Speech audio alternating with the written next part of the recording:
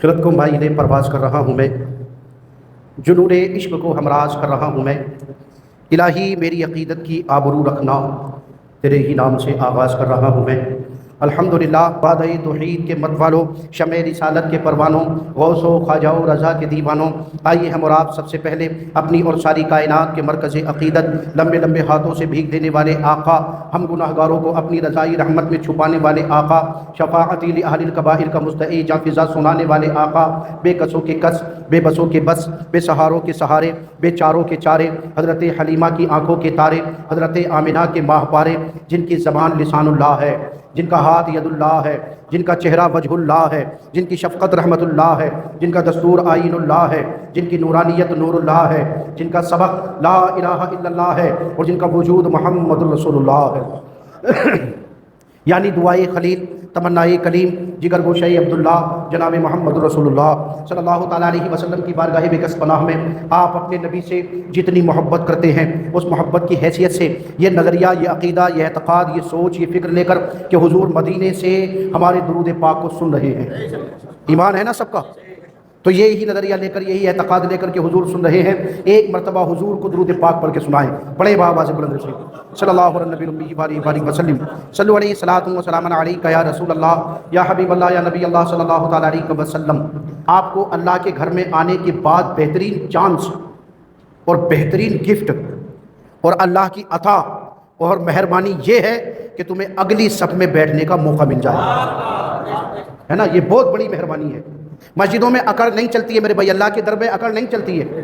کوئی دیکھو، ہر جگہ کی ایک جگہ فکس ہوتی ہے، نیتا کی جگہ فکس ہے، ایم ایل اے کی جگہ فکس ہے، ایم پی کی جگہ فکس ہے، فلاں نیتا کی جگہ فکس ہے، لیکن مسجد میں کسی کی کوئی جگہ فکس نہیں ہے۔ جسے جگہ جہاں مل جائے، اگر وقت کا جوتیاں سینے والا انسان بھی ہے، اگر وہ پہلے آ جائے تو اسے اگلی صف میں بیٹھنے کا موقع مل جاتا ہے۔ بادشاہ بعد میں آئے تو وہ اسے ہٹا نہیں سکتا ہے۔ تو یہ اللہ کی عطا اور مہربانی ہے اگر ہمیں آگے بیٹھنے کا موقع مل رہا ہے۔ اس بات کو ہمیشہ یاد رکھیے، آج کل پرسوں برسوں تک یاد رکھیے، آخری دم تک یاد رکھیے، بہت زیادہ ثواب اس میں ہے جو مسجد میں جتنا آگے بڑھ جائے۔ ثواب بھی ہے، اللہ کی رضا بھی ہے، انعام بھی ہے، اور یہ بھی ہے کہ جو بندہ حضور فرماتے مسجد میں آگے بڑھ جائے گا وہ دنیا کے بھی تمام میدانوں میں آگے بڑھ جائے گا، ہاں دنیا میں بھی آگے بڑھ جائے گا وہ۔ یہ اللہ رب العزت کا گفٹ ہے۔ تو اسے آپ یاد رکھیے گا، یہ نہیں کہ آج سن لیا پھر کل کو اگلے جمعے کو چھوڑ دیں، پرسوں کو چھوڑ دیں، ہمیشہ کے لیے یاد رکھیے یہ بات۔ اگر ہمیں آگے جگہ دکھ رہی ہے، ہم اسے چھوڑ کے پیچھے بیٹھ رہے تو ہم اپنے نصیب کو خراب کر رہے ہیں، ہم اپنے مقدر کو بگاڑنا چاہتے ہیں، پھر اس کا مطلب یہ ہے۔ تو ایسا کبھی بھی مت کیجیے گا، یاد رکھیے گا۔ آج بہت اچھی گفتگو میں آپ کے سامنے کرنے کی کوشش کروں گا، اللہ مجھے اس کا حق ادا کرنے کی توفیق عطا فرمائے۔ گفتگو یہ ہے کہ زمانہ موسم اس ٹائم چل رہا ہے حضرت ابراہیم خلیل اللہ سے جڑی ہوئی یادوں کا، بہت زیادہ۔ حج جو آج ادا ہو رہا ہے، آج تک ادا ہو رہا ہے اور قیامت تک ہوتا رہے گا، یہ حج کیا ہے؟ ابراہیم خلیل اللہ کی اداؤں کا نام حج ہے۔ قیامت تک ابراہیم خلیل اللہ کی اداؤں پہ عمل ہوتا رہے گا،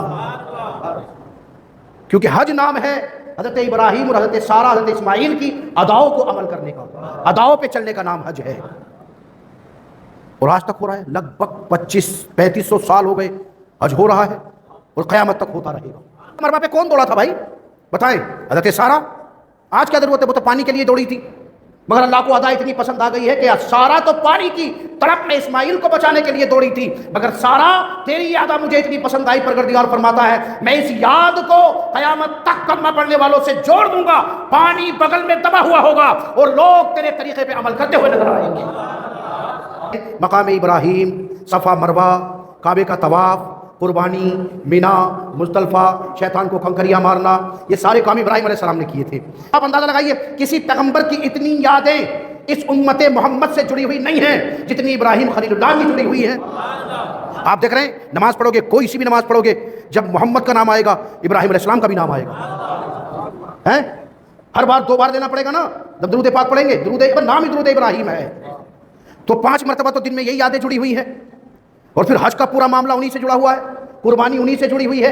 اتنی مضبوطی سے مصطفیٰ جان رحمت کی امت کی باتیں ابراہیم علیہ السلام سے اتنی جڑی ہوئی ہے، کیا وجہ ہے؟ تو اس وجہ کا پتہ قرآن مجید بتاتا ہے کہ ابراہیم علیہ السلام نے جب خانہ کعبہ کو تیار کیا، کس صورت میں؟ اسماعیل علیہ السلام کے بچپن کا زمانہ تھا، آپ 8 یا 10 سال کی عمر شریف رہی ہوگی، روایتیں الگ الگ ہیں۔ ابراہیم علیہ السلام پتھر اٹھا کے لاتے، اسماعیل علیہ السلام ان کا ساتھ دیتے، بچہ اب باپ اٹھا رہا ہے، چھوٹے سے ہاتھ بچہ بھی لگا دیتا ہے پتھر پہ، اب اس طرح سے آپ لگاتے رکھتے جاتے، پھر اتنا ہوا کہ یہ خانہ کعبہ کی دیواریں تھوڑی اونچی ہو گئی، تو اب کیا کرنا چاہیے؟ دنیا کے مستری پاڑ لگاتے ہیں، انتظام کرتے ہیں، اوپر کوئی لکڑیاں وغیرہ باندھ کے اس پہ چڑھ کے پھر آگے کی عمارت کی تیاری کرتے ہیں، مگر یہاں کیا کیا جائے؟ ابراہیم علیہ السلام کا ہاتھ جہاں تک پہنچنا تھا، اس کے بعد اللہ رب العزت نے حکم دیا ایک پتھر پہ کھڑے ہو جاؤ، جسے مقام ابراہیم کہتے ہیں، اس پتھر پہ کھڑے ہو جاؤ۔ ابراہیم علیہ السلام کھڑے ہو گئے، تھوڑا ہاتھ اوپر جانے لگا، کہتے ہیں کہ اب وہ پتھر تو ایک جگہ تھا، مگر ابراہیم علیہ السلام جیسے جیسے دیوار کو آگے بڑھاتے تھے وہ پتھر بھی آگے بڑھتا چلا جاتا تھا، اب وہ دیوار اونچی ہو گئی تو پتھر بھی اونچا ہو گیا، اور اونچا ہوتا رہا، جتنی ضرورت پڑی اس اکیلے پتھر نے ساری ضرورتیں پوری کر دی، اور اب تک ابراہیم اٹھاتے تھے، اب اسماعیل اٹھا کے پتھر دیتے تھے، ابراہیم علیہ السلام جمع دیتے تھے۔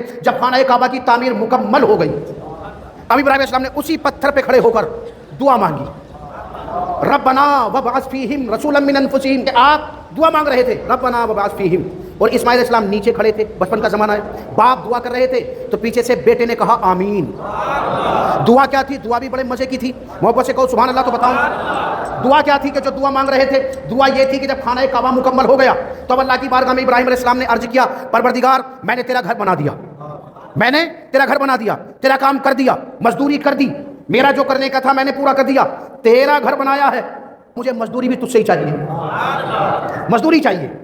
اب آپ نے التجا کی، پروردگار ربنا وابعث فیہم، مزدوری چاہیے، اے میرے پروردگار وہ نبی، ذرا بولو محبت سے اگر سمجھ گئے ہو، وہ نبی جو خانہ کعبہ کی صحن کو پاک اور صاف کر کے سجدہ کرنے والوں سے آباد کر دے گا، وہ نبی جو جنت کو آباد کر دے گا، وہ نبی جو قیامت کے میدان میں سب اذهبوا الی غیری کہیں گے اور وہ کہے گا آ جاؤ، آج سب کی پریشانیاں دور کرنے کے لیے اللہ نے مجھے اجازت عطا فرمائی ہے، آ جاؤ۔ وہ نبی کہ جب چلے گا تو اس پہ بادل سایہ کریں گے، وہ نبی کہ جو پتھروں پہ قدم رکھے گا تو نشان قدم چھپتا ہوا نظر آئے گا، وہ نبی کہ انگلی کا اشارہ کرے گا تو چاند پھٹ کے 2 ٹکڑے ہو جائے گا، وہ نبی جو اشارہ کرے گا تو ڈوبا ہوا سورج پلٹ کے واپس آ جائے گا۔ اے میرے پروردگار اس نبی کو میری نسل میں پیدا فرما دے۔ مزدوری کیا تھی؟ اس نبی کو میری نسل میں پیدا کر دے۔ اب وہ پیدا تو ہونا ہی ہے، آنا تو ہے ہی، ارے میں اس کی وجہ سے آیا ہوں۔ کائنات، زمین کا فرش، آسمان کا شامیانہ، چاند سورج کے چراغ اور یہ ستاروں سیاروں کے قمقمے اگر لگے ہیں تو اس کے صدقے میں لگے ہیں۔ مولا اتنی عظیم ہستی ہے، میری چاہت یہ ہے میری نسل میں پیدا ہو جائے، اور یہ ایسے ہی نہیں، میں نے تیرا گھر بنایا ہے، اس کے بدلے میں یہ چاہیے، یہ اس کے بدلے میں چاہیے۔ آگے فرمایا آپ نے، وہ نبی جو قرآن کی آیتیں تلاوت کرے گا، ناپاک دلوں کو پاک کر دے گا۔ پھر جب رب نے چاہا وہ دعا ابراہیم علیہ السلام کی، اللہ رب العزت نے اس دعا کا اثر دکھایا، مکے کے صحن میں، خانہ کعبہ کے صحن میں اپنے حبیب کو نازل کر دیا، اور پھر وہ وقت بھی آیا کہ حرم کعبہ میں ساری ناپاکیاں ختم ہو گئی، اللہ نے ایسی عزت بخشی، ایسی روشنیاں بخشی کہ جب سے محمد کے قدم آئے ہیں آج تک نہ طواف رکا ہے نہ سجدہ رکا ہے۔ ایسی عزت حرم کو ملی ہے تو نبی کے قدموں کی برکت سے ملی ہے۔ وہ ابراہیم علیہ السلام نے کہا تھا کہ میرے پروردگار اس نبی کو میری نسل میں پیدا کر دے اور میری یادوں کو جوڑ دے اس سے۔ بڑا پیارا جملہ کہا، میری یادوں کو جوڑ دے اس سے، لوگ جب اسے یاد کیا کریں تو مجھے بھی یاد کر لیا کریں۔ تو ایسی یادیں جوڑی ہیں صاحب کہ کوئی دن گزر نہیں سکتا جب تک ابراہیم کو یاد نہ کیا جائے، ہے کہ نہیں ہے؟ اور اگر جن کے دن گزر بھی جاتے ہیں تو جب جمعہ پڑھنے آتے تو پھر تو ابراہیم کی یاد آئی جاتی ہے، اور اگر زیادہ ہی بھول گئے تو حج کے زمانے میں تو یاد آئی جاتا ہوگا، قربانی کا گوشت کھاتے ہوئے تو یاد آئی جاتا ہوگا، کہاں کہاں بھولو گے؟ اللہ نے بھی اتنی مضبوطی سے یادیں جوڑ دی ہیں۔ سارا حج اور حج کے سارے ارکان، یہ ساری یادیں ابراہیم خلیل اللہ کی ہیں، اسماعیل ذبیح اللہ کی ہیں۔ اچھا، اب آپ نے کہا تھا میرے مولا وہ نعمت مجھے دے دے، میری نسل میں پیدا کر دے، آپ نے یہ دعا کی، نیچے کھڑے تھے اسماعیل علیہ السلام، انہوں نے کہا آمین۔ کیا کہا؟ آمین کہا کرو میرے بھائی، دعا ہوا کرے تو آمین کہا کرو۔ بہت بڑی خرابی ہے، میں کیا بتاؤں، کس کس باتوں پہ بتاؤں، سارا معاملہ بگاڑ کے پھینک دیا ہم نے، بالکل ایسا تہس نہس کر دیا ہے کہ اب سنبھالنا بھی بڑا مشکل ہو رہا ہے، اتنا برا بگاڑ دیا۔ ایک بات یاد آتی ہے، اب اسے بتاؤں تو دوسری چھوٹ گئی، دوسری بتاؤں تو تیسری چلی گئی۔ دعاؤں پہ آمین کہا کہو، حضور نے کہا جب لوگوں نے دعاؤں پہ آمین کہنا چھوڑ دیا نا تو سمجھ لینا قیامت بہت قریب آ گئی ہے۔ اب آپ دیکھتے ہیں دعائیں ہوتی رہتی ہیں، 2-4 آوازیں پیچھے سے آتی ہیں بس، یعنی ہم کھینچ کے لانا چاہ رہے ہیں جلدی آ جائے قیامت، سمیٹ کے ختم کر دیا جائے دنیا کو، یہ سب ہمارے سامنے ہونا تھا۔ اللہ رحم فرمائے، تو یہ میری باتیں یاد رکھیے گا میرے بھائی. دعا کی آواز کانوں میں آئے تو نوٹوں کا اور دادا گیری کا پردہ نہیں پڑنا چاہیے. اللہ کے سب بندے ہیں, کسی کے تن پہ سفید کپڑا نظر آ رہا ہے تو یہ اللہ کی عطا اور مہربانی ہے. ورنہ جناب کتنے ایسے ہیں جو وینٹیلیٹر پہ پڑے ہیں, خود کی پوشاکیں اتر گئی ہیں اور اب وہ ہاسپٹل والی پہن کے پڑے ہیں اور مسجدوں میں دعائیں ہو رہی ہیں. وہی جو دعا نہیں کرتے تھے اب ان کے لیے دعائیں ہو رہی ہیں. تو تھوڑا سا خیال کیجیے گا اس سے پہلے کہ لوگ ہمارے لیے دعا کریں. ہمیں کیا ضرورت ہے, ہم خود ہی دعا کر لیں اپنے لیے, آمین کہہ لیں, دعا ہو. اور حضور نے تو یہاں تک بھی فرمایا کہ جب 40 لوگ مل کے دعا کرتے ہیں, ایک بندہ ضرور ان میں ایسا ہوتا ہے کہ اللہ اس کی آمین کو قبول فرما لیتا ہے. تو یہ بیچ میں بات آ گئی, میں نے بتا دیا. بہرحال ابراہیم علیہ السلام نے دعا کی, اسماعیل نے کہا آمین. اللہ نے آواز دی, ابراہیم ہم نے اس عظیم شخصیت کو, اس عظیم سرمایہ کو, اس عظیم خزانے اور دولت کو تجھے عطا کر دیا, جا تیری نسل میں دے دیا. اسماعیل نے آمین کہا ہے, ہم نے اسماعیل کو ہی عطا کر دیا ہے, اسماعیل کی نسل میں رکھ دیا. اب دعا کا یہ اثر ہوا اللہ کی قسم. اب بڑی لمبی چوڑی تفصیل اگر میں بتاؤں, ابراہیم علیہ السلام کے سب سے پہلے بیٹے کا نام کیا تھا؟ اسماعیل علیہ السلام. دوسرے اسحاق علیہ السلام جو کچھ دنوں کے بعد پیدا ہوئے. اسحاق علیہ السلام کی نسل میں اب ابراہیم اسماعیل علیہ السلام بھی ہیں اور اسحاق علیہ السلام بھی ہیں. ابراہیم علیہ السلام نے دعا کی, میرے مولا میرے ایک بیٹے کی نسل میں بادشاہت رکھ دے اور ایک بیٹے کی نسل میں نبوت رکھ دے. تو بادشاہت تو اللہ نے اسماعیل علیہ السلام کی نسل میں رکھ دی. کس کی؟ اسماعیل علیہ السلام کی. اور نبوت حضرت اسحاق علیہ السلام کی امت میں رکھ دی. اسحاق سے لے کر عیسیٰ علیہ السلام تک جتنے بھی نبی آئے سارے کے سارے اسحاق علیہ السلام کی نسل میں پیدا ہوئے. بہت پتے کی بات بتا رہا ہوں, بہت پتے کی. ابراہیم کے بعد اسحاق سے لے کر عیسیٰ علیہ السلام تک سارے نبی اسحاق کی نسل میں پیدا ہوئے. موسیٰ سے عیسیٰ تک 4000 نبی آئے ہیں. بیچ میں موسیٰ علیہ السلام کے بیچ میں 4000 نبی تشریف لائے ہیں. تو اب یہ سارے نبی ادھر آئے. بنی اسرائیل جو آج تک ہیکڑی دکھا رہے ہیں نا, وہ یہی ہیکڑی تو ہے ان کی. یہ اسرائیل جو ہے یہ ہمارے نبی کو اور ہمیں کیوں نہیں مان رہے, اس کی بھی وجہ یہی ہے. وہ یہی کہتے ہیں سارے نبی تو بنی اسرائیل میں پیدا ہوئے تھے. یہ یہودی جو بنی اسرائیلی تو ہیں, یہ بنی اسرائیل ایکچولی تو جتنے بھی ہیں وہ یہ سب یعقوب کے بیٹے ہیں, انہیں اسی لیے بنی اسرائیل کہا جاتا ہے. تو یہ اسی چکر میں تھے کہ موسیٰ ہماری نسل میں, عیسیٰ ہماری نسل میں, ابراہیم, اسحاق اور یہاں تک کہ یوسف, یعقوب, ایوب, یونس, عزیز سب ہماری نسل میں. وہ سب سے پاورفل وہ ادھر کیوں چلا گیا کہ بنی اسرائیلی اس ہیکڑی میں تھے, آج تک اسی میں ہیں, وہ ادھر کیوں چلا گیا؟ ہم نہیں مانیں گے. سارے نبی ہمارے میں آئے تھے بنی اسرائیل میں, اسے بھی یہی آنا تھا. اور یہ اسحاق علیہ السلام کی نسل اسماعیل علیہ السلام کو زیادہ عزت نہیں دیتی تھی, آپ کی نسل کو اور آپ کو. تو اللہ رب العزت نے وہی بھیجی اسحاق علیہ السلام کو کہ اسحاق اپنی امت سے کہہ دو, اپنے لوگوں سے کہہ دو, اپنے پوتوں سے پرپوتوں سے کہہ دو, خبردار اسماعیل کی توہین نہ کیا کریں, اسماعیل کو کم نظر سے نہ دیکھا کریں, کیونکہ تمہارے اندر بہت نبی پیدا ہوں گے مگر اسماعیل کی نسل میں ایک ہی نبی پیدا ہوگا جو سارے نبیوں پہ بھاری پڑتا ہوا نظر آئے گا.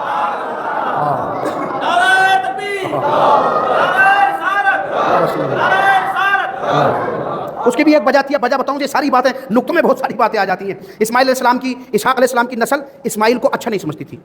کیوں؟ اس کی وجہ یہ تھی کہ اسحاق علیہ السلام حضرت سارہ سے پیدا تھے اور سارہ تھی بادشاہ کی بیٹی, اور حضرت اسماعیل ہاجرہ سے پیدا تھے, ہاجرہ تھی ان کی نوکرانی.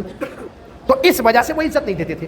مگر اللہ نے حساب برابر کر دیا, برابر ہی نہیں بہت آگے بڑھا دیا, بہت آگے بڑھا دیا. ارے وہ جب چاہے جو چاہے کر دے, عزت اور ذلت دینے والا وہی ہے.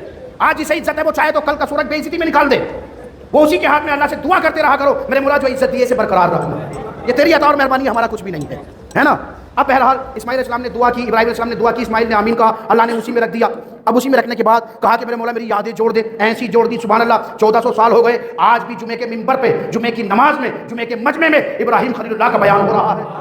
نبی تو بہت ہیں, پیغمبر تو بہت ہیں, رسول تو بہت ہیں. آج حج کے زمانے میں اگر میدان میں, کھلے میدان میں, عرفات کے میدان میں لبیک کی صدائیں بلند ہوتی ہیں تو حاجی یہ بتاتا ہوا نظر آتا ہے امت میں محمد کی پیدا ہوا ہوں. مگر دیکھو اللہ نے یادیں ایسی جوڑ دی ہیں کہ 3500 سال کے بعد بھی ابراہیم کے طریقے پہ عمل کیا جا رہا ہے. تو یہ سارے معاملے ابراہیم سے کنیکٹ ہیں ہمارے, اس لیے کہ آپ نے دعا کی تھی میرے مولا میری یادوں کو چھوڑ دے. اچھا ایک بات اور بتاؤں میں, جس مقام پہ کھڑے ہو کے وہ مقام ابراہیم کیا ہے؟ ایک پتھر ہے. کیا ہے؟ پتھر ہے. اور اس پہ ابراہیم علیہ السلام کے قدم چھپے ہوئے ہیں, آج بھی ہیں, لوگ دیکھتے. تو لوگوں نے پوچھا تھا کی باتیں کی کہ وہیں کیوں چھپا قدم, اور جگہ نہیں چھپا, اور جگہ نشان نہیں بنا پتھر پہ. یہ ہمارے نبی کی شان تھی, بولو محبت سے سبحان اللہ. یہ ہمارے نبی کی شان تھی, تنہا کائنات کے اندر جس پتھر پہ قدم رکھ دیتے وہ پتھر بھی قدم مصطفیٰ کے لیے نرم ہو جاتا تھا. یہ ہمارے نبی کی شان تھی. تو ابراہیم کا قدم ایک ہی پتھر پہ چھپا. اب علماء کرام سے جب یہ سوال کیے گئے کہ باقی پہ کیوں نہیں چھپا, तब उलमा इकराम बड़ी बारीक बात बताते हैं, खुदा की कसम ईमान ताज़ा हो जाएगा मोहब्बत से कहीं सुभान अल्लाह। कि असल वजह यह है, उलमा इकराम फरमाते हैं कि वो पत्थर पे जो निशान छपे हैं ना, वो इब्राहिम के कदम के निशान वो इस वजह से छपे हैं कि इब्राहिम के कदम पत्थर पे थे और हाथ दुआ में थे और जबान पे नाम मोहम्मद का आ गया था, इसलिए छपे थे वो निशान। और आपने ये भी कहा था ना कि मेरी यादें जोड़ दे उनसे। लगभग 2000 साल के बाद हमारे नबी तशरीफ लाए और वो पत्थर मकाम इब्राहिम हमारे नबी का इंतजार करता रहा, हरम भी इंतजार करता रहा। कौन है जिसने इंतजार नहीं किया? कितने लोग अपनी कब्रों में चले गए हमारे नबी का इंतजार करते करते। ये हमारा मुकद्दर है कि बिन मांगे अल्लाह ने मुस्तफ़ा की उम्मत में उतार दिया। न दौलत न शोहरत न दवा चाहिए, मिल गए मुस्तफ़ा और क्या चाहिए। मुस्तफ़ा की गुलामी बड़ी चीज़ है, जिसको ये मिल गई दो जहां मिल गए। इब्राहिम अलैहिस्सलाम कहते हैं, उलमा इकराम फरमाते हैं कि वजह ये थी कि ज़बान पे मोहम्मद का नाम था, इसलिए अल्लाह ने इस याद को उस पत्थर पे छाप दिया, कदम को छाप दिया। अब जब हमारे नबी तशरीफ लाए और हमारे नबी पत्थरों पे चले, कदम मुस्तफ़ा के छपे, तो कुछ लोगों ने मुस्तफ़ा के कदम के पत्थरों को देखा, उन पे छपे हुए मुस्तफ़ा के निशानों को देखा, तो देख के किसी ने कोई पत्थर ला के उठा के हरम में मिला के देखा, तो उसने कहा अरे ये कदम तो वैसा ही है जैसे इब्राहिम का कदम था,